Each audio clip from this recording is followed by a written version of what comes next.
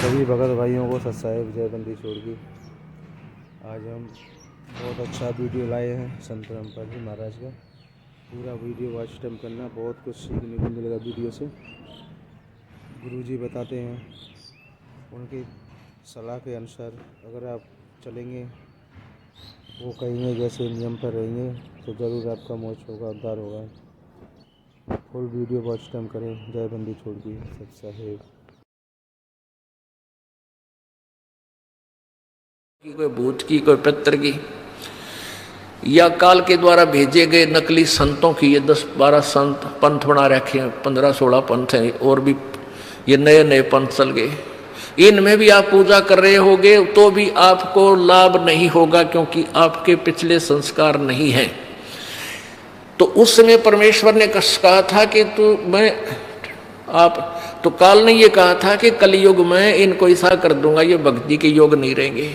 शराबी, कवाबी, स्वार्थी, निर्लज, ऐसी पिक्चरें बना दी। देखते आप देख लो, पश्चिमी देशों में नगन नाच हो रहा है, सरेआम जो घूम रहे हैं जैसे पशु घूमया करें, नंगे, कोई कुर्ते के छोटे छोटे कपड़े पहनकर बहन बेटियां भी सरेआम ऐसे घूम रही है। तो ऐसी निर्लज्जता कर दे। अब ये हमारे समाज में भी घर करने लगी। पहले ओठों पर लिपस्टिक, ये नाखून पॉलिश और उस तरह के लटक मटक, ये पाउडर चटक मटक, ये कोई बहन बेटी हमने करती नहीं देखी। ऐसी वो वैसा ही किया करती थी, उनको घटिया औरतें माना करते थे। और आज देख लो, जब कोई भी पीछे नहीं रही बहन बेटियां, इसी बूंदी पॉलिश लाऊंगी, इस पूरे नौ न लाल कर लेंगी, मुंह ऐसा बूंदा लाल, देखते बूंदा शक्ल भी ना अच्छी लगे। तो इस तरह की ड्रामाबाजी इस काल ने करवा दी, हमें निर्लज बना दिया। और सरेआम डांस करती हैं ब्याह शादी में, बेटियां नाचे, उड़े बाप नाचे, उड़े बेटी नाचे, उड़े माँ नाचे। अरे थारा गजब, इधर वैसा ही नाचा करती थी कि तो बंद कोठों में, आज सरेआम नचा दिए काल ने हमारे को। हम निर्लज हो गए।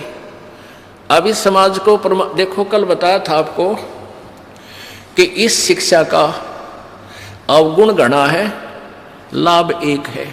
और ये लाभ सब अवगुणों को सेट कर देगा। कि अवगुण ये है कि निर्लज्जता, चातुरता, हम एक दूसरे के जो है ना प्रिय नहीं रहे, अपनी चतुरता के कारण काग बन गए। काग क्या करता है कि जैसे कौवा होता है, गधे की चोंच कमर टूटी होती है और उस जख्म को ही दूनी चोंच मार मार कर उससे खाता है। हम इस चतुरता के कारण रिश्वत लेते हैं, किसी का काम नहीं कर अधिकारी, पैसा लेने के लिए उनको 100 ऑब्जेक्शन लगाकर चक्कर कटाते रहते हैं। कोई 2 का 20 बनाते हैं। सब घी में मिलावट, दूध में मिलावट, सब्जी में, हर चीज़ में मिलावट। कहते हैं ऐसा इंजेक्शन लगाते हैं, बेल का तोरी तड़के इतनी लंबी हो ही पावे। थारा गजब वही, सिर्फ वो बेचन खातिर कि थारा पैसा, तुम्हें पैसा मिल जाए, हुकंड करुक। तो ये चतुरता आ गई। अब डॉक्टर लोग देख लो, सभी तो नहीं हुआ करते, लेकिन 80% इतना जुल्म करते हैं। 2 रुपये का 100 रुपये मांग ले, 200 मांग ले, कोई टाला नहीं, 500 मांग ले, 1000 गरीब आदमी से।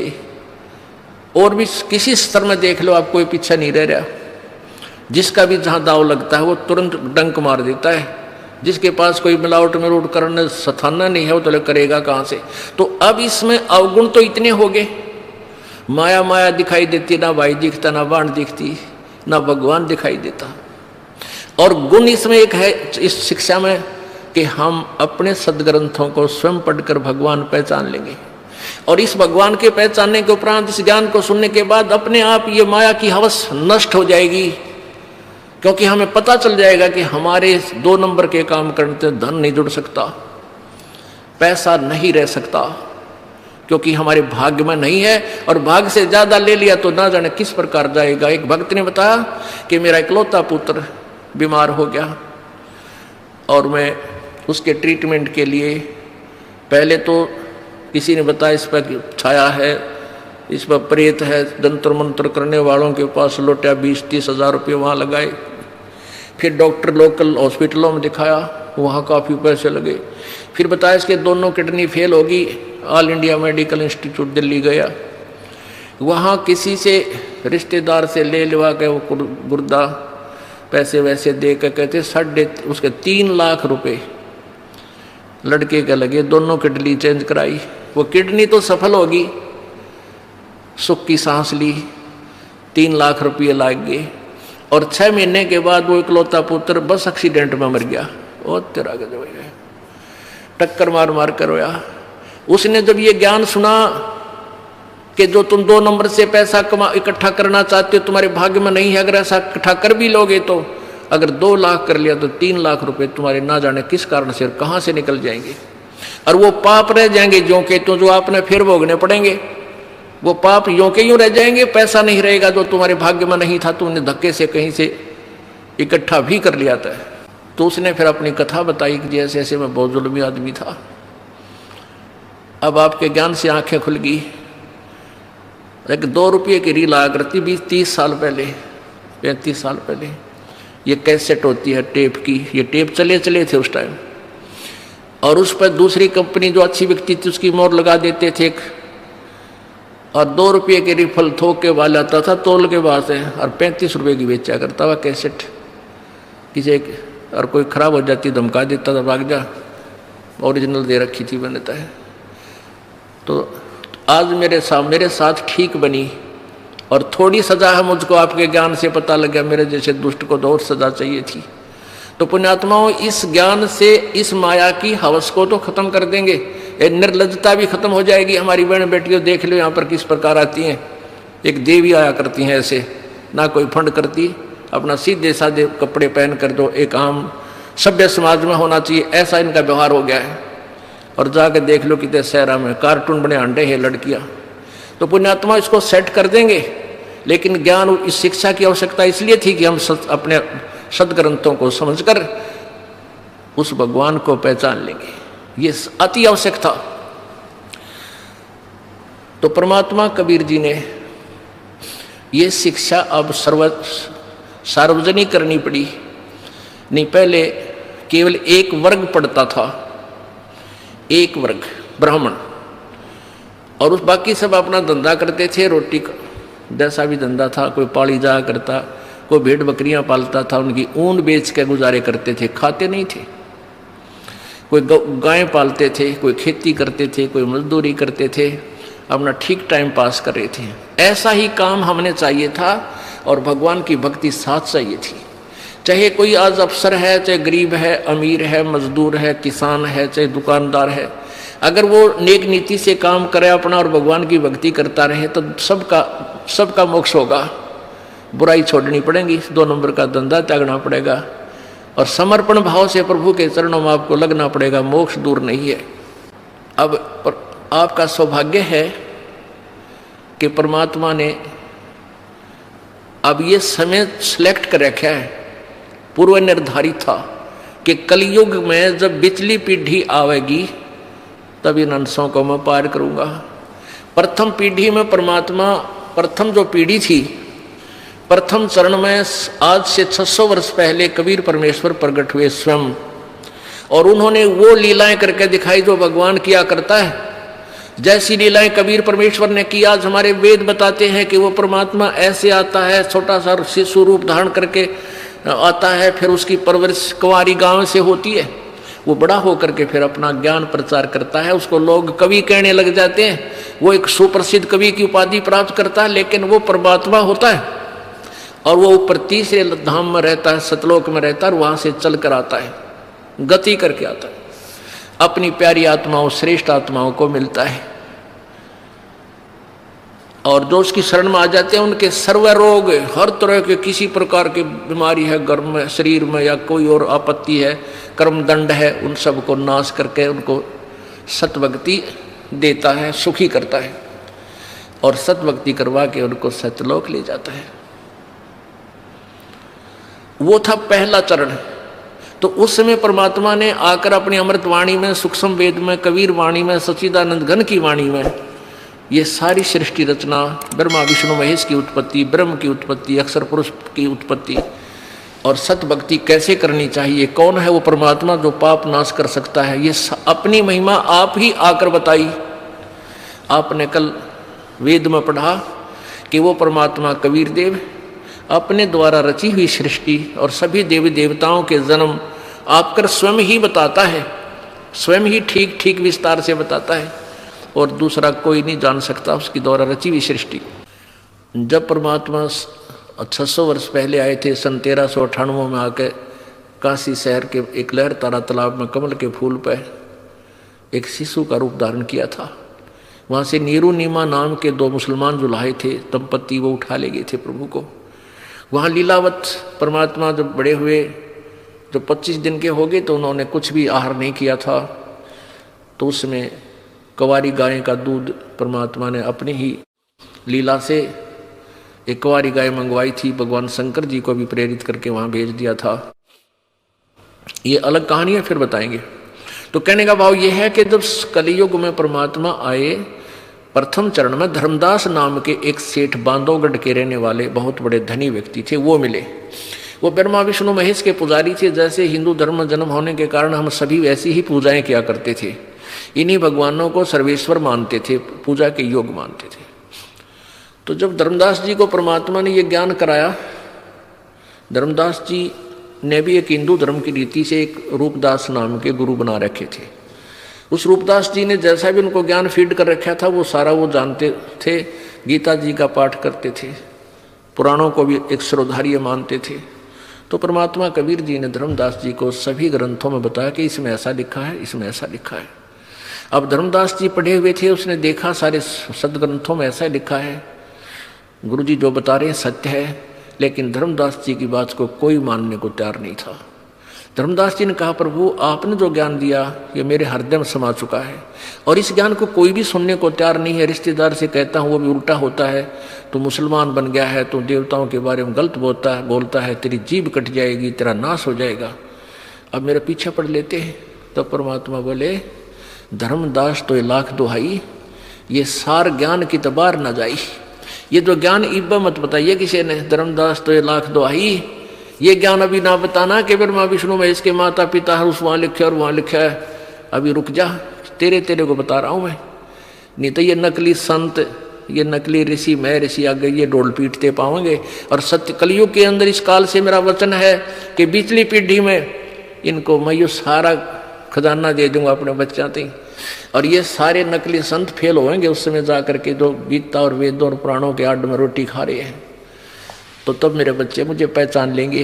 अब तो इसका जिक्र मत करना किता है। धर्मदास तो 1,00,000 दुहाई। पुणात्माओं, इतना बढ़िया ज्ञान मिले पाछे के डट्या जा आदमी, उसने बता दो, उसने बता दो, कसुती ललक उठा। अब आप हो, आपको जब ज्ञान हो जाता है, अपना मोक्ष तो आप भूल जाते हो, मेरा तो मोक्ष होगा ही होगा, फिर भाई को, बहन को, रिश्तेदार को, सबको सुनाने की चेष्टा करते हो, ऐसी उमंग भर जाती है, ऐसी प्रेरणा होती है, स्वाभाविक है, और यह होनी भी चाहिए। लेकिन धर्मदास को परमात्मा ने रोक दिया था कि तू बस जिक्र मत करना। धर्मदास तो 1,00,000 दुहाई, ये सार ज्ञान, मूल ज्ञान की तबार न जाई। मूल ज्ञान बाहर जो पढ़ी या बिचली पीढ़ी हंस नहीं तरही, और मूल ज्ञान को जब तक छुपाई तब तक छुपाई जब तक ये 12 पंथ ना मिट जाए। अब ये सारे पंथ खत्म हो लिए, कंडम हो लिए। इन सभी पंथों की आज तक जितने भी पंथ थे, सबके द्वारा लिखी हुई अनुभव की पुस्तकों को इस दास ने पढ़ा, और वेदों के ज्ञाता समझे जाते थे उनके अनुभव की पुस्तकों को देखा, सब यूजलेस पाई। उनकी सीडी बना दी, उनके फोटोकॉपी बना दी, ऐसे प्रोजेक्टर में दिखा दिखा के पूरे समाज में भेज दी कि ये बताते थे। अब ये कह नहीं सकते कि हम ऐसा ज्ञान नहीं देते थे, क्योंकि उन्हीं की पुस्तक उन्हीं के द्वारा दास ने बोलकर सुनाकर सबके सामने रख दी। अब ये सूख जाएंगे, खत्म हो जाएंगे, खत्म हो गए ये समझो, क्योंकि बुद्धिमान समाज है, इस ज्ञान को समझकर तुरंत समझ जाता है कि उन संत के पास कोई ज्ञान नहीं है। अब ये सभी पंथ नष्ट हो जाएंगे। कैसे होंगे? धीरे धीरे, थोड़ा समय लगता है, लेकिन हो जाएंगे। जैसे पहले हम छोटे छोटे थे, वर्षा के दिनों में कहीं खेतों में, किसान के घर जन्म था इस दास का, तो खेतों में जैसे किसी ने आम खाया और फेंक दी गुठली, वो वर्षा ऋतु में फिर वो उग आते थे। वो कहीं किले के बीच में, कहीं कहीं पर ऐसे छोटे छोटे पौधे फूट उगाते थे। हम उनको वहाँ से निकाल कर और एक ऐसे स्थान पर लगाते थे जो फिर खेती करते समय डिस्टर्ब ना करें और पौधे भी बन जा, पेड़ भी बने। तो हम वहाँ से उखाड़ते थे ना, और किसी की नीचे से मिट्टी हट जाती थी, वो जड़ उसकी जड़ें दिख जाती थी, तो यूं कहा करते तेरा पौधा कोई ना लागे सूखेगा, तेरे पौधे की जड़ राम ने देख ली, तेरे पौधे की जड़ राम ने देख ली, सूखेगा। और वो सूख जाता था, क्योंकि वहां से पाड़ के लांदे फिर दूसरे खेत में ले जाते, इतना वह मिट्टी जिसके नहीं होती उतना वह पौधा ठीक नहीं, वो रहती नहीं उसके अंदर वक्षता, तो वहां लगाते तो वो सूख जाया करता, 1 दिन 2 दिन 2 दिन हरा दिखता, फिर सूख जाता था। तो अब इन सभी पंथों की जड़ राम को दिखा दी, परमात्मा को ने, इस दास ने इनकी जड़ दिखा दी समाज को कि इनके पास ये धन था, तुमने मूर्ख बना रहे थे, ना कोई भक्ति का पता, ना ज्ञान का पता, ना कोई इनके पास मंत्र सही, ये आपको काल के जाल में फंसाएंगे। तो अब ये परमात्मा ने कहा था कि धर्मदास तो 1,00,000 दुहाई, ये सार ज्ञान, ये मूल ज्ञान की तबार ना जाई। और फिर ये कहा था कि मैंने तेरे को ये सारे मंत्र दे दिए, ये तीनों मंत्र दे दिए थे धर्मदास जी को परमात्मा ने, ओम, तत् और सत। तत् भी सांकेतिक है और सत भी सांकेतिक है।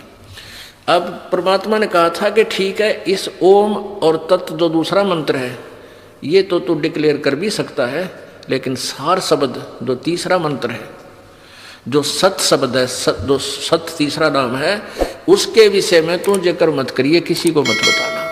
धर्मदास तो 1,00,000 दुहाई, ये सार शब्द की तबार न जाई, सार शब्द बार जो पढ़ी, बिचली पीढ़ी हंस नहीं तरी।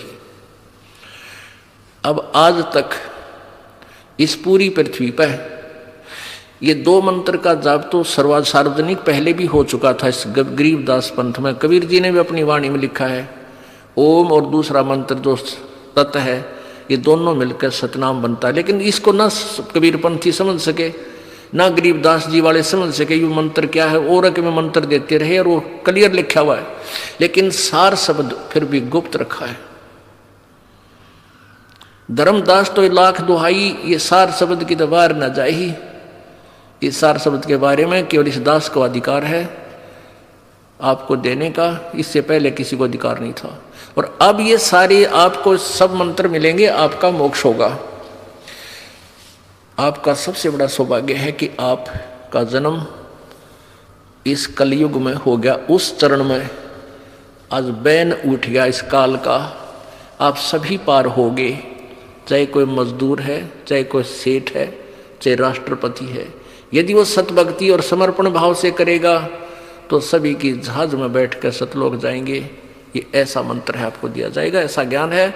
सबसे पहले आपको विकार रहित किया जाएगा, सब बुराई छुटाई जाती है, बीड़ी, शराब, मांस, तम्बाकू, चोरी, चप्पा, ये रिश्वत वगैरह, ये सारी त्यागनी पड़ेंगी। फिर देखना तुम्हारे घर में बरकत है, कितना आपको सुख देगा भगवान, आप सोच भी नहीं सकते। और आप ये सोचा करोगे सचमुच परमात्मा सुना करते ऐसा सुख देता है, आपके घरों में डेली होया करेंगे। जैसे कल आपने देखा, कल आपने सुना उस गरीब परिवार की कहानी कि मेरा छोटे से का बाप मर गया था और पिताजी की मृत्यु हुई तो लोन ले रखा था बैंक से, वो लोन भर नहीं सका, हमारी बहुत खस्ता हालत थी।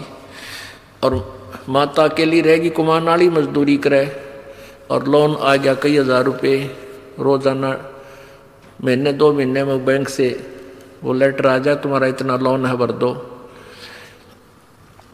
तो उनकी माता गई थी वहाँ पर बैंक में कि भी ये तुम्हें पर्ची भेजी है, इसका सारा तो मैं नहीं भर पाऊँगी, और जो ब्याज रहित अगर लेना चाहो तो मैं दे सकती हूँ। इस तरह कोई सोच कर गई थी वह, कोई क्लियर करो उनता है। तो कलर कहने लगा तुम्हारा बैंक में कोई लोन शेष नहीं है, तुमने सारा भर रखा है। वो उसके साथ शर्वरी है कि तू ढंग से नहीं देखता है, तुम कल ने फिर मेरे हमारे पर और दुगना तिगना बना के भेज दोगी, तो ढंग से बता मेरे को। उनकी दोनों की लड़ाई, ऊंचे ऊंचे बोलने लगे। बैंक मैनेजर आ गया, कहने लगा बहन क्या झगड़ा है तुम्हारा? बोला जी मेरा तुम्हारे यहाँ चिट्ठी भेज रखी तुमने, हैं, और ये हमारे ऊपर लोन है, यूनो का लोन तुम्हारे पास है नहीं, तुम फिर इसका दुगना बना के भेजोगे, हम थोड़ा थोड़ा देना शुरू करें जैसा हमारी गुंजाइश है, कुछ करें इसका तो बताओ, मुझे क्लियर बताओ। बैंक मैनेजर ने बोला जा बहन जी मैं देखूंगा, मैं खुद चेक करूंगा। उसने खुद चेक किया, कंप्यूटर में देखा, कंप्यूटर में देखा तो कहने लगा तुम्हारा सारा लोन क्लियर है। वह फिर शर होगी न, बोली तुम मत बकाओ मेरे को, ये तुमने चिट्ठी भेज रखी। वह चिट्ठी उसने दी पाड़ और लिख कर दे दिया कि तुम्हारा कोई लोन नहीं है, समौर मार दी। बोलो सतगुरुदेव की। अब परमात्मा ने कैसी रजा करी, उनके अकाउंट तो लोन ने खत्म कर दिया, उनके अकाउंट में नहीं रहा, नहीं तो वो उनका ऊपर पड़ाव कलर का बेचारा गए, मान लिया वो लिख के भी दे देते थे, तो उनके उस खात्या में सारा खत्म कर दिया। और परमात्मा ने के लागे देरी, वो घर भर दे परमात्मा आपका पैसे से, ये सत्कर मान लेना। ऐसे भक्त हमारे को बताते हैं जी मेरे एक बार 5,000 रुपये बढ़ गए, इतने पैसे धरे थे 3 बार गिन के गरीब आदमी, और 5,000 रुपये बड़े पाए। तो पुण्यात्मा विश्वास रखना मालिक पे, 2 नंबर के धंधे करके दूने पाप कमाओगे और अंत में पापों की गाड़ी भर ले जाओगे। यहाँ परमात्मा आपके आने वाली आपत्तियां, जैसे आपके ऊपर कोई पाप कर्म के कारण कोई दंड आना, उसको भी खत्म करेगा। तो इसलिए परमात्मा बताते हैं, अपनी महिमा आप बताते हैं, आजा बंदे शरण राम की, फिर पाछे पछतावेगा भाई। आजा बंदे शरण राम की, फिर पाछे पछतावेगा। इसलिए परमात्मा कह रहे आ जाओ तुम अब भी मेरी शरण में। जैसे गीता जी अध्याय नंबर 18 के, गीता जी अध्याय नंबर 18 के श्लोक नंबर 62 में गीता ज्ञान दाता कहता है कि अर्जुन तू सर्वभाव से उस परमेश्वर की शरण में जा, उसकी कृपा से ही तू परम शांति और शाश्वत स्थान यानी सत्यलोक को प्राप्त होगा। परम शांति कि वहां जाकर तुझे परम शांति होगी, वहां कोई कष्ट नहीं उस सतलोक में।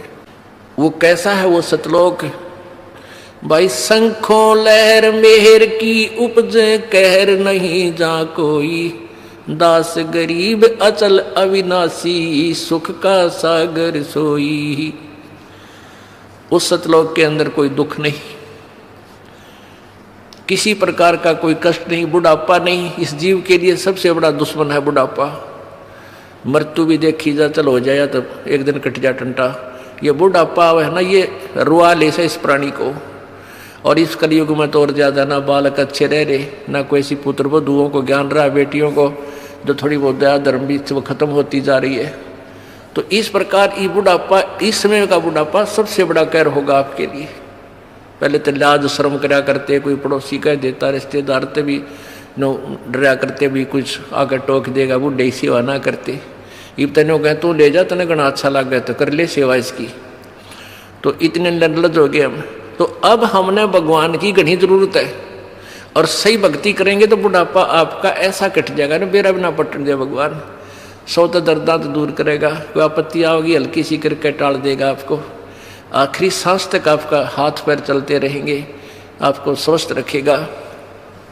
तो ये बुढ़ापे वाला कहर भी टल जाएगा और सतलोक भी प्राप्त होगा। और इस मार्ग पर कैसे लगना चाहिए? इस मार्ग पर हमने कितना समर्पण चाहिए, कितनी दृढ़ता चाहिए। बालकों का खेल नहीं है ये। हम एक तो स्वार्थवश लगे रहे, 2-4 काम हो गए, एक कार्य नहीं सरा तो मन में दोष आ जाता है, कोई लाभ नहीं हुआ। हमने टारगेट जो बना रखा होता है, अगर वो हो जाए तो हम समझते हैं भगवान ने ठाठ कर दिए। और हो सकता है जिस उद्देश्य से आप परमात्मा से डिमांड कर रहे हो, और वो वस्तु आपके लिए आने वाले समय में आपके लिए हानिकारक हो, तो परमात्मा वो आपको देगा नहीं, वो नहीं देगा यदि आप भगवान से की शरण में हो। और आपको वो नहीं देगा क्योंकि मेरी आत्मा को ये बर्बाद कर देगा, लगे लगाए पौधे को नष्ट करेगा। और आप ये सोच लेते हो परमात्मा ने ये हमें लाभ क्यों नहीं दिया, और आप भगवान से दूर हो जाओगे तो आपका दुर्भाग्य होगा। इसलिए ये रह रह कर ज्ञान दिया जाता है कि आप रोगी हो और ये हॉस्पिटल है जन्म और मृत्यु के रोग को काटने वाला। ये वो दीर्घ रोग है जो ना ब्रह्मा से कट सकता, ब्रह्मा का अपना नहीं कटा। विष्णु जी को भी ये रोग है, ब्रह्मा जी को भी रोग है, विष्णु जी को भी मृत्यु का जन्म मृत्यु का रोग है। इस ब्रह्म को भी जन्म मृत्यु का रोग है, पर ब्रह्म को भी है। केवल एक परम अक्षर ब्रह्म है वो परमात्मा जो जन्म और मृत्यु के रोग को काट सकता है। और वो ये हॉस्पिटल है बरवाला आश्रम, सतलोक आश्रम बरवाला। यहाँ पर उस दीर्घ रोग का ऑपरेशन होता है। अब सच परमात्मा के दरबार में आप आगे, जैसे आप हॉस्पिटल चले जाते हो, आज हॉस्पिटल में जाके आप डॉक्टर को अपना रोग बता देते हो। डॉक्टर अपनी जांच करके क्लियर कर लेता है कि हाँ आपको ये रोग है, फिर वो आप कहते हो जी ट्रीटमेंट कर दो। तो उसमें डॉक्टर आपका ट्रीटमेंट करता है, आपका जो है इलाज करता है, तो उसमें आपकी सलाह नहीं लेगा। वो अपने हिसाब से आपको इंजेक्शन लगाना, इंजेक्शन लगाएगा ही लगाएगा, ग्लूकोज लगानी है ग्लूकोज लगाएगा, और यदि ऐसी कोई स्थिति आ गई तो आपका ऑपरेशन भी करेगा। हाँ, इतना अवश्य बता देगा कि इसके ऑपरेशन की आवश्यकता पड़ेगी, बोल तरीके सलाह है। यदि आप कहोगे ऑपरेशन नहीं कराता तो जा अपने घर में मर, ऑब्जेक्शन है तो जा, फिर जाते मरेगा। तो ऐसे ही यहाँ आप आगे, और ये दास डॉक्टर है, परमात्मा कबीर जी की पावर से सारा काम होगा। तो आपको जैसा भी कुछ मिले, जैसा भी मालिक रखे, आपको नो ऑब्जेक्शन होना चाहिए। यानी जो रखे तू ही रहूं मेरा के सारा, खाने जाद खरीद हूँ गुलाम तुम्हारा। परमात्मा जैसे भी आपको रखे, अब चाहे आपको ये दिखे कि हमारे ये हानि होगी, नहीं, हानि नहीं, ना जाने के बड़ा कैर टाल दिया आपका, आप नहीं सोच सकते, आप बालक हो। एक 2000 10,000 रुपये की हानि में आपका 10 लाख का नुकसान टाल देगा परमात्मा। और आप ये सोचोगे कि हमें ये हानि नहीं होनी चाहिए थी, हमने नाम भी ले रखा है, तो ये आपकी गलती है। अपने आत्माओं, परमात्मा कबीर देव जो है ये हमारे पाप कर्मों का नाश कर देता है। अब जैसे आप सोचते हो कि भी हमें ये हानि नहीं होनी चाहिए थी, हमें ये नहीं होना चाहिए था, तो फिर आप इस भक्ति का लाभ प्राप्त नहीं कर सकते। जैसे आप यहाँ आए हो, आपको 1 2 3 लाभ तो परमात्मा कबीर जी अपने कोटे मत देगा, ऐसा लाभ देगा आप सोच भी नहीं सकते कि मुझे ऐसा सुख हो गया भगवान, हे परमात्मा। अब यहाँ जो भाई बहन आते हैं जो 2 वर्ष 3 वर्ष के लग रहे हैं, 4 वर्ष के, 5 वर्ष हो गए, वो शुरू में आते हैं तो ये कहे जी हमारा ये नुकसान हो गया, ये लाभ नहीं होता, ये बीमारी होगी, ऐसा नहीं होता। 2 वर्ष के बाद जो सच्चे दिल तो लगते हैं, नाम खंड नहीं करते, 2 वर्ष के बाद उनके पास जुबान नहीं रहती, हम के मांगा भगवान तो बिना मांगे देने लग जाता है, इतना सुख दे देगा आपको। अब वो जो नए नए आते हो तो अपने दुख बताते हैं, और उनको क्योंकि आपके पिछले पुण्य नहीं थे, बैटरी चार्ज नहीं थी, तभी तो आपको दुख हुआ, आपके प्रारब्ध में वो पाप थे। अब परमात्मा ने आते ही वो पाप काट के आपके सुख लिख दिए, तो अपने कोटे से आपको दिया। फिर आपको कहा जाता है कि बेटा, बच्चा बेटी, अब तू भक्ति करके ये अपनी कमाई स्वयं कर। 1 2 सुख तो इसलिए दिया जाता है कि ये पहचान ले कि भगवान है यहाँ पर, और फिर आपने स्वयं अपनी मजदूरी करनी पड़ेगी, तभी तुम सेठ होगे। तो यहाँ आते हो, जैसे कोई भक्त आता है, पहले तो आप सच्चे दिल से शुरू में लगते नहीं। यदि आप शुरू से समर्पण कर दो और छोड़ दो सब पूजाओं को, देखना आपके ऊपर 1 वर्ष के अंदर वारे न्यारे कर देगा भगवान, लेकिन नहीं कर पाते। उसके लिए काल ने हमें कैसे बांध रखा, जैसे एक परिवार में एक आदमी नाम ले लिया, एक व्यक्ति ने, और 5 व्यक्ति अनुपासना करने वाले, तो आपके नियम को वो खंड करवा देते हैं, और फिर आपको हानि होनी बराबर रह जाती है, वो लाभ पूरा नहीं मिलता। फिर आपको समझाया जाता है, दृढ़ किया जाता है कि ये पूजा मत कर, अनुपासना नहीं करनी है। परमात्मा कबीर जी कहते हैं 100 वर्ष तक सतगुरु पूजा, एक दिन अनुपासी, वो अपराधी आत्मा फिर पड़े काल की फांसी। 100 वर्ष आपने साधना कर रखी है, परमात्मा की साधना, सत्य साधना, और एक दिन अनुपासना कर ली, अन्य देवी देवताओं क्रियाक्रम कर दिया, तो तेरा सारा नष्ट हो जाएगा। वो अपराधी आत्मा फिर पड़े काल की फांसी, यानी वो पिछला किया हुआ नष्ट नहीं होगा, लेकिन काल के जाल में फंस गया, नाम टूट गया, और काल फिर तेरे पिछले पुण्य के आधार पर तुझे नचाएगा, स्वर्ग में देवता बना देगा, ब्रह्मा विष्णु महेश बना देगा, पदवी दे देगा, फिर आपकी मलाई जो बैटरी डिस्चार्ज हो जाएगी, फिर गधे की योनि दे देगा, यानी काल की फांसी में फिर रह गया। तो ये साधनाएं आपने जो हम बताते हैं शुरू में ही, प्रारंभ से ही दृढ़ निश्चय करके आओ, और सब आप अनुपासना को और समर्यादा जो आप हमारे नियम को भंग करती हैं, इनको तुरंत त्याग दो, और फिर देखना। अब जैसे कोई भक्त आता है, अनजान जो ज्ञान नहीं समझ रहे, वो कहते हैं जी मेरे को ना 4 महीने हो गए नाम लिए ने, मेरे को 10 महीने हो गए और मुझे कोई लाभ नहीं हो पा रहा, मैंने पाठ भी करा दिया, ज्योति भी बोल दी। उसके 2 कारण हो सकते हैं। एक तो ये है कि आपने बीच में कोई नाम खंड किया हुआ है, या आपका नाम खंडित है। जब नाम कनेक्शन कट गया तो पावर आएगी नहीं, तो बिजली नहीं आएगी, तो आपके पंखे चले ना कूलर चले। दूसरा ये कारण हो सकता है कि आप जैसे सर्दियों के मौसम में आपने स्वेटर भी पहन रखी है, जूते भी पहन रखे, और फिर भी आपको सर्दी लग रही है, तो क्या कारण है कि सर्दी घनी है। सर्दी घनी है तो उसका क्या उपाय है कि जर्सी और पहन, और जर्सी से भी सर्दी लग रही है तो कंबल और ले।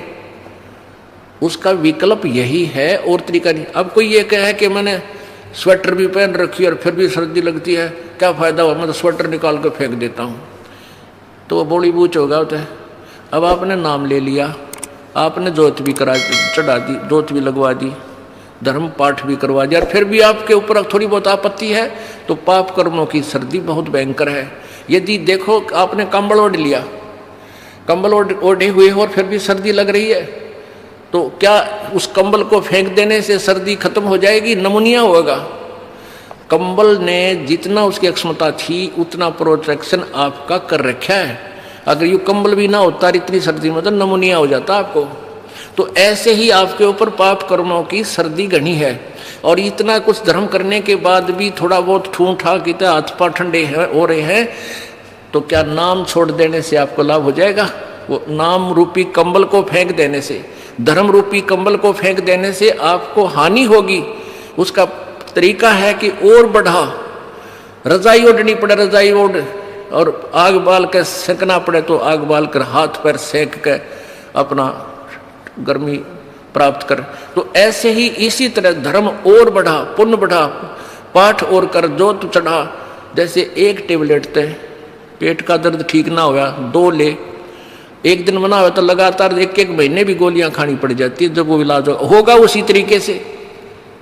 तो आपका जो ये पाप रूप कर्मी जो कर्म रूपी सर्दी से आप जो परेशान है, इसका यही तरीका है, और इसमें आपने पीछे नहीं हटना, आगे को बढ़ना चाहिए।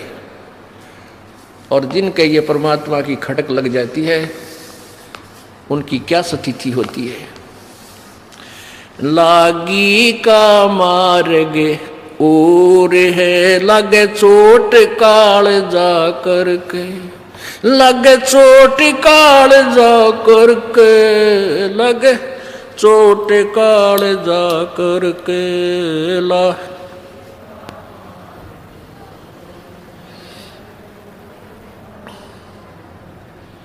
बन बीच भरतरी भूप ने एक मारा ताण निशाना, बन बीच भरतरी मारा ताण निशाना। कोई घड़ी सदी थी आवन की, साधु का हो गया आना। कोई घड़ी सदी थी आवन की, साधु का हो गया आना। कोई मुआ मर्ग जवा दियो, न तारे धरो न बाणा।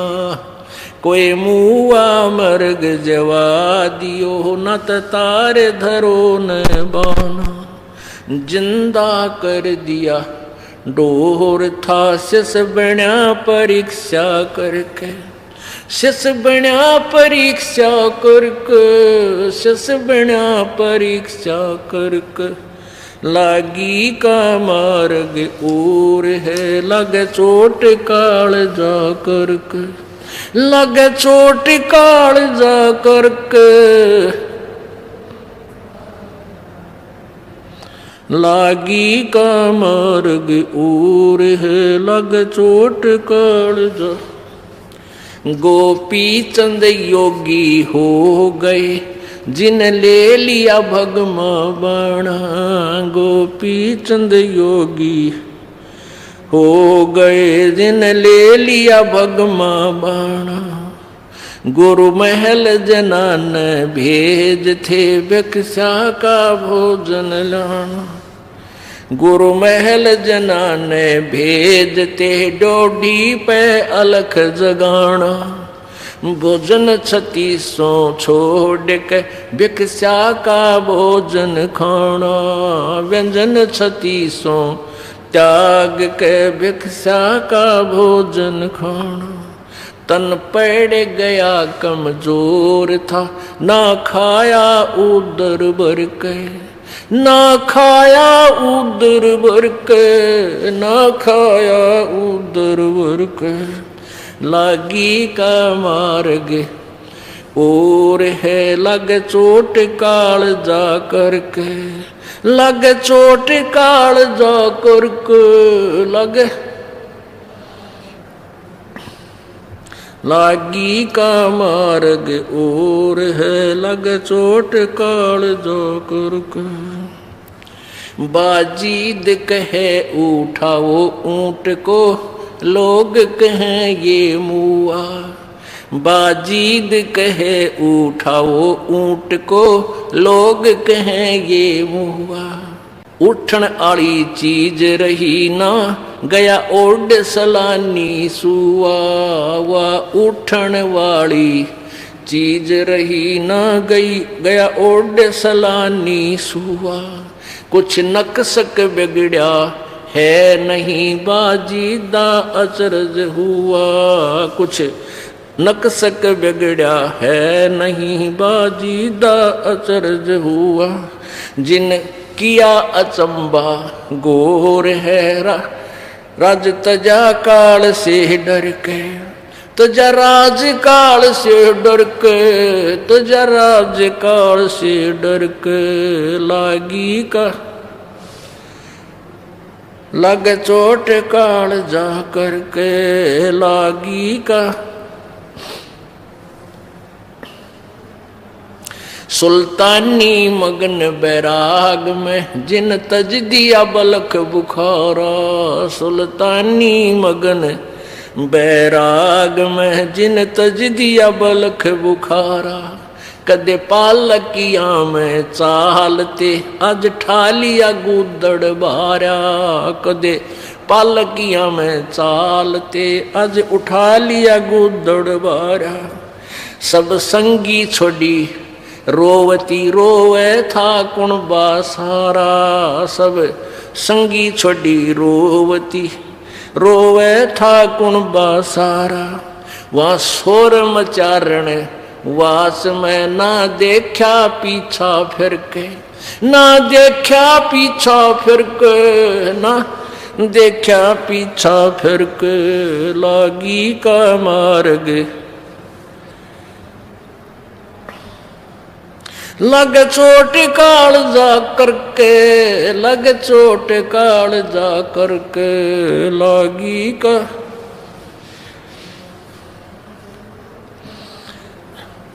कुएं में शेख फरीद ने किसी मीठी बोली भाषा कुएं में शेख फरीद ने किसी मीठी बोली भाषा तुम चुन चुन कगा खा ली और मेरे हाडा पर का मासा तुम चुन चुन कगा खा ली और मेरे हाडा पर का मासा। मेरे दो नैना मत छेड़ियो मोहे राम मिलन की आशा। मेरे दो नैना मत छेड़ियो मोहे राम मिलन की आशा। जिन करी तपस्या गोर थी वो होए आश्रय हर के। वो होए आश्रय हर के, वो होए आश्रय हर के। लागी का मार्ग लग चोट काल जा करके, लग चोट काल जा करके। लागी का करके लागी का मार्ग जो और है लग चोट काल जा। पीपा दरिया में कूद गए रजिन कैसी करी डठाई। पीपा दरिया में कूद गए रजिन कैसी करी डठाई। वो नर पाड़ा जीत गए रजिन सिर धड़की बाजी लाई। नर वो पाड़ा जीत गए जिन सिर धड़की बाजी लाई। कह मंगलानंद चेतियो तुम सोच समझ मेरा भाई। कह मंगलानंद चेतियो रे कुछ समझ सोच समझ मेरा भाई। बिन चेते यु झूठा शोर है कुछ जाइयो सुकर्म करके। कुछ जाइयो सुकर्म करके, कुछ जाइयो रे सुकर्म करके। लागी का मार्ग और है लग चोट काल जा करके। लग चोट काल जा करके, लग चोट काल जा करके। लागी का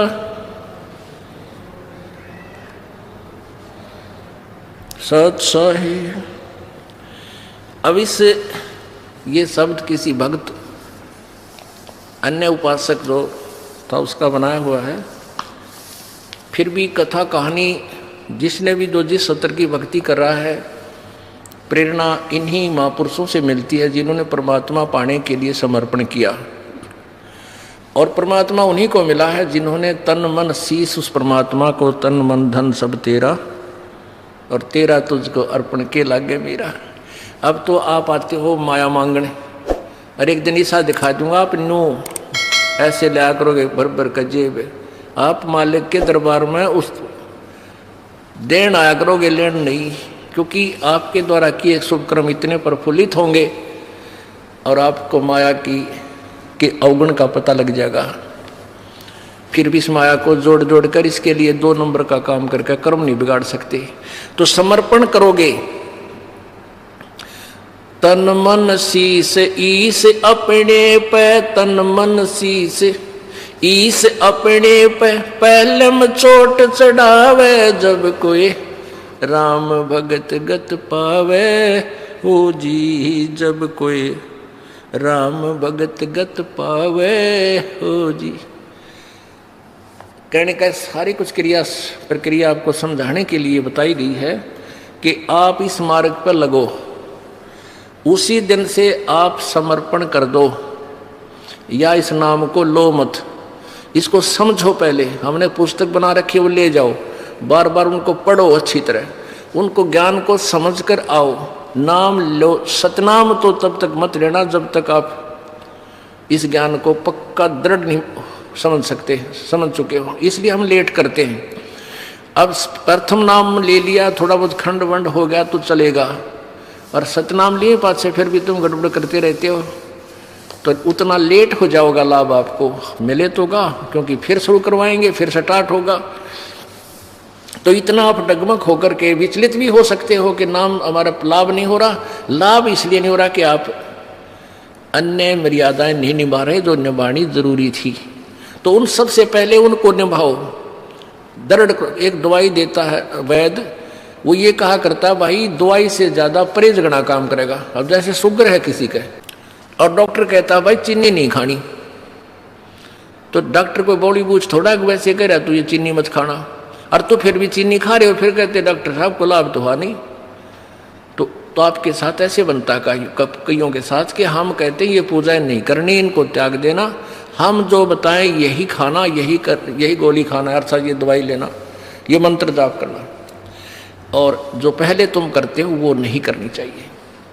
फिर देखना रोज नए चमत्कार आपके घरों में होंगे, आपका थूक सूख जाएगा दुनिया को लाभ बताते बताते कि हमारे घर में ऐसा लाभ हुआ, ऐसा। एक परिवार को यहाँ खड़ा कर दूं जिसने 5 वर्ष 6 वर्ष हो गए नाम लिए ने, जिन्हें सच्चे नीत भक्ति की है मर्यादा में रहते हुए, आप उसके सैकड़ों सुख सुन सकते हो।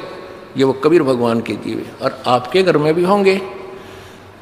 अब परमात्मा कहते हैं, भाई कबीर साहब कहते हैं, जैसे मोती ओस का ऐसी तेरी आवे, गरीब दास करो बंदगी बहुर न ऐसा दाव। ये दाव लगे आपका, ये कलयुग का समय, ये वो पीढ़ी पिछली पीढ़ी का समय रहा आपका मनुष्य जीवन, बहन भाई बेटी का। और अब कहते समझा है तो सिर दर पाओ, बहुर नहीं रे ऐसा दाव। ये समय मनुष्य जीवन और ये दास तत्वदर्शी संत परमात्मा कबीर जी का भेजा हुआ, ये सारे नंबर कदे कदे मिला करे।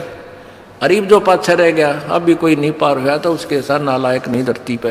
बोलो सतगुरुदेव। परम पिता परमेश्वर सर्वशक्तिमान सर्व सृष्टि रचनहार, बंदी छोड़ कबीर साहब, कबीर देव, अल्लाहू अकबर, ये वो परमेश्वर है जिसने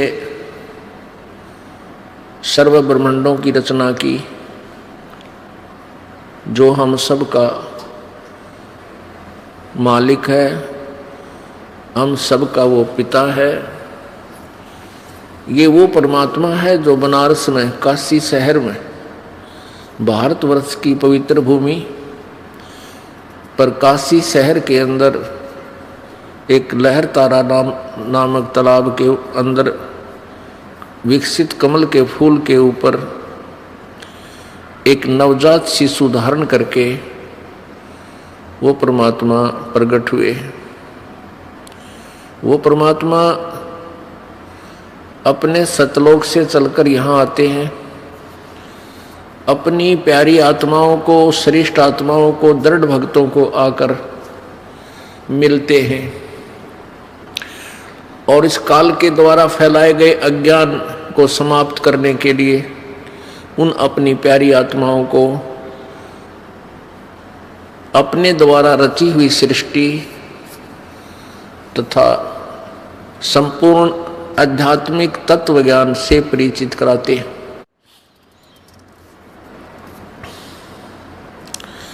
पुण्यात्माओं, परमात्मा प्राप्ति कोई कठिन विषय नहीं है, क्योंकि परमात्मा प्राप्ति के लिए मानव शरीर हो, पूर्ण संत हो, पूर्ण संत से उपदेश प्राप्त हो, और आपकी सच्ची श्रद्धा और सच्ची लगन हो, अपना दैनिक कार्य स्वाभाविक कर्म करते हुए जिसका जैसा भी कोई कार्य है उसको करते करते आप परमात्मा प्राप्ति कर सकते हो।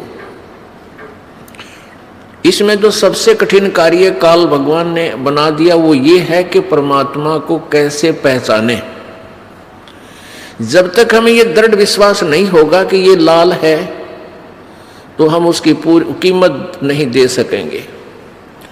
जिसमें हमें ये पक्का विश्वास हो जाएगा कि ये लाल है तो सौदागर उसकी पूरी कीमत देने में आनाकानी नहीं करता।